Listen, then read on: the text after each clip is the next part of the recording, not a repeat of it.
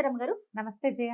రమగారు, శ్రావణ మాసంలో 4 సోమవారాలు, 4 శనివారాలు చాలా ప్రత్యేకంగా మనం పూజా విధానం పాటిస్తూ ఉంటాం కదా! ఏం చేయాలి? ఎలాంటి విధానాలు పాటించాలి రమగారు? దేశమంతా అంటే తెలుగు వాళ్ళంతా చేస్తారో చేయరో తెలియజేయాలి. శ్రావణ శనివారాలు విశేషమని కొందరిళ్లలో చేసుకుంటారు. ఈ శనివారం విశేషం ఏంటంటే శుక్రవారం అమ్మవారిని అర్చిస్తాం, శనివారం అయ్యవారిని అర్చిస్తాం. శ్రావణ శనివారాలు మా వైపు అంతా కూడా చలిమిడి దీపారాధన చేస్తారు. ఈ చలిమిడి అంటే పిండి దీపారాధన అంటారు కదా. పిండి అనేది బియ్య పిండితోటో గోధుమ పిండితోటో చేసి చక్కగా దానికి అలంకారం చేసి పువ్వులేసి బొళ్ళని బొట్లు పెట్టి దేవుడికి దీపం పెట్టిన తర్వాత ఆ దీపం ప్రమిదని మీరు ఏం చేస్తారు అనేది ప్రశ్న. మనం ఇంత పసుపులు బొట్లు పెట్టి పువ్వులు పెట్టి అలంకరించింది పుచ్చుకోం కదా, దాన్ని నిర్మాల్యంలోకి పడేస్తారు. నేను ఒక ప్రత్యేక విధానం చెప్తా. నిర్మాల్యంగా పంపించద్దు చలిమిడిని.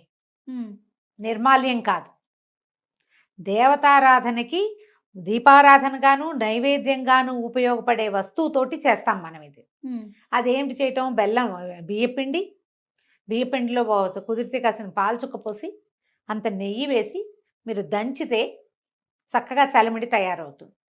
ఇవి మనం పాకం చలిమిడి చేయక్కర్లా, పచ్చి చలిమిడే చేసుకోవాలి. అది గట్టిగా చేసుకోవాలి. పచ్చి చలిమిడి చేసుకుని దాన్ని ఒకవేళ మీరు 5 దీపాలు పెట్టదలుచుకుంటే 5 ప్రమిదలు చేసుకోండి. 5 ప్రమిదలు చేయండి. కాదు ఒకటే ప్రమిద చేస్తానంటే మొత్తం చలిమిడిని ఒక్క ప్రమిదగానే చేసుకోండి. అందులో ఆవు నెయ్యి పోసి చక్కగా శుభ్రంగా చేయండి. ఎలా పడితే అలాగా ఏ పళ్ళెంలో పడితే ఆ పళ్ళెంలో పెట్టకండి. మీరు దేవతార్చనకి ఉపయోగించే పాత్రలోనే చేసుకోండి. అప్పుడు ఏం చేస్తాము? ఈ ఒక పళ్ళెంలో ఒకటే అయితే ఒక పళ్ళెంలో పెట్టుకోవటం. 5 అనుకోండి, కాస్త పెద్ద పళ్ళెంలో 5ని పేర్చండి. 5 నియమం కాదు, మేమైతే ఒకటే చేస్తాం. ఓకే, మీ ఇష్టం. అది మీకు అలంకారంగా చేసి దేవుడికి చూపించటం కాదు ఇది. ఈ బియ్య పిండి ఏమిటి? బియ్యము ఆహారం మనకి, అవునా? ఆహారంతో పాటుగా మనం ఇంకా ఏం వాడతాం? పాయసంలోకి వాటిలోకి బెల్లం వాడతాం, నెయ్యి పంచామృతాల్లో ఒకటి. ఈ 3 మహత్తరమైన పదార్థాలని కలిపి మనం చలిమిడి చేస్తున్నాం. దాన్ని బయటికి పంపకూడదు, లోపలికి పంపించాలి. తప్పకుండా అది ప్రసాదంగా స్వీకరించాలి. ఇది నియమం. మనం దీపారాధన చేసేసి దీపం కొండెక్కాక పువ్వులతో పాటు దాన్ని కూడా తప్పు చేయకూడదు ఆ పని. అందుకని పువ్వులు గివ్వులు పెట్టబోకండి. బొట్టులు అలాంటివి, పువ్వులు బొట్లు అలంకరణ మీరు బియ్య పిండితో చేసుకుంటాం. అందులో మేము బెల్లం వేయం, నెయ్యి వేయం. ఊరికే పిండి దీపారాధన అలంకారం చేసి చూపిస్తామంటే మీ ఇష్టం, కానీ అది పద్ధతి అయితే కాదు. ఒక దీపం పెడతారు, ఒక దీపం పెడతాం. 5 దీపాలు కూడా పెట్టుకుంటారు మా ఇళ్లలో, కొంతమంది పెడతారు అట్లా. మొత్తం ఇంత చలిమిడి చేస్తే అంత చలిమిడి ఏకంగా ఒకటే ప్రమిద. దాంట్లో ఆవు నెయ్యి పోసి ఒక ఒత్తిని వెలిగించండి. ఒత్తిని చక్కగా తడిపి బాగా నలిపి ఏక ఒత్తి వేస్తే సరిపోతుంది. 2 జ్యోతులు అలా ఏం వేయక్కర్లేదు, ఒకటే వేయచ్చు. మీ ఇంట్లో ఒకవేళ 2 జ్యోతులు ఉండాలని పెద్దవాళ్ళు నియమం కనుక పెడితే 2 జ్యోతులు వేయండి, మీ ఇష్టం, మీ ఇంట్లో అలవాటుని బట్టి. ఒకటి వేస్తే సరిపోతుంది. అఖండం లాంటిది అనమాట ఇది. పెట్టి వెలిగిస్తాం. వెంకటేశ్వర సుప్రభాతం దగ్గర మొదలుపెట్టి సుప్రభాతము, ప్రపత్తి, స్తోత్రము 3 చదువుకోండి. ఈ దీపం మీద మనం ఇంకా పళ్ళు పాయసం ఏమైనా చేస్తే అవి 4 పెట్టి దీపం వెలిగే దాని మీద పడకుండా కొంచెం యువతలుగా నీళ్లు చల్లి దీపాన్ని కూడా నివేదనగా సమర్పించండి. విడిగా ముందు ఒక దీపారాధన చేసుకుంటాం మనం. అవును, ఒక దీపం పెట్టుకున్నాక ఈ క్రియ చేస్తాం. దీపంతో సహా నివేదన చేసి స్వామివారికి చూపించి దీపం కొండెక్కిన తర్వాత అప్పుడు ఆ దీపం పెట్టిన చలిమిడిని నైవేద్యంగా మనం ప్రసాదంగా స్వీకరించాలి. ఒత్తి బాగా కాలుతుంది. ఆ కాలిన మాడిన చోట కొంచెమే మాడుతుంది, ఎక్కువ మాడదు, కొద్దిగా మాడుతుంది. మీరు ఒత్తి జాగ్రత్తగా పెట్టాలి. చక్కగా ఒత్తి తీసేసేయండి. అసలు శ్రావణ మంగళవారం నోలైతే ఒత్తి కూడా మింగేయాలని చెప్తారు, ఒత్తి పారేయకూడదని. అందుకని సన్నటి చక్కగా మంచి పత్తితోటి చేస్తారు వాటికి. శ్రావణ మంగళవారం ఒత్తులు పారేయకూడదు. దీన్ని ఏం చేస్తారు? తులసమ్మలో పెట్టేయండి. మిగిలిన చలిమిడిని అందరికీ ప్రసాదంగా ఇచ్చేసేయండి, దీపం పెట్టిన దాన్ని.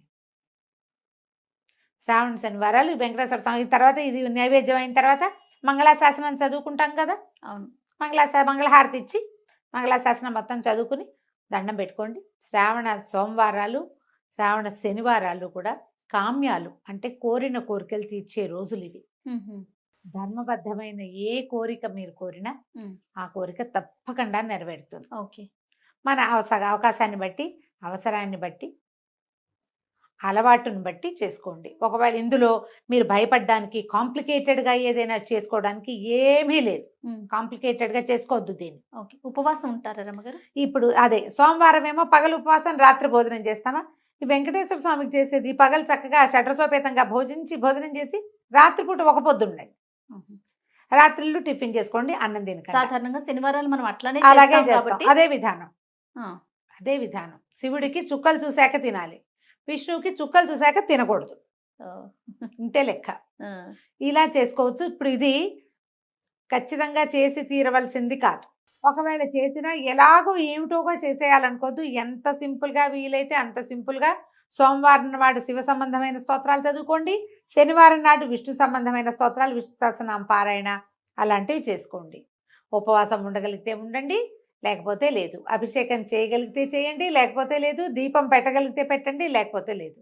ఓకే. ఈరోజు శివ సంబంధమైంది, ఈరోజు విష్ణు సంబంధమైంది అని మతి మైండ్. కలిగి ఉండి నమస్కారం చేసుకోండి. అదైనా మంచి ఫలితాన్నే ఇస్తుంది. మనకేం కావాలి చేయాలి లైఫ్కి? అంతే కదా రమ్మగారు. ఏదైనా మన జీవితానికి ఒక స్థిమితం కావాలి ఎవ్వరికైనా. అది ఇంత డబ్బులు వచ్చేవాడికి స్థిమితమే కావాలి, అంత ఇంత వచ్చిన వచ్చేవాడికైనా స్థిమితమే కావాలి. ప్రశాంతత అది లభిస్తుంది. అంతే కదా రమ్మగారు. అంతే, అది లభిస్తుంది. మామూలుగా ఈ రోజున వాయనం ఇవ్వచ్చు, ఎవరికైనా ఏదైనా తాంబూలం ఇవ్వచ్చు. ఆ, ఏమి ఇచ్చుకోదలుచుకుంటే అది ఇచ్చుకోవచ్చు, మీ ఇష్టం. ఈ శ్రావణ శనివారాల్లో ఒక శని త్రయోదశి కూడా వస్తుంది. ఉహు. శని త్రయోదశి మీకు విధి విధానాలు ఏమైనా ఉంటే శని త్రయోదశి నాడు చేసేవి దేవాలయానికి వెళ్ళొచ్చు.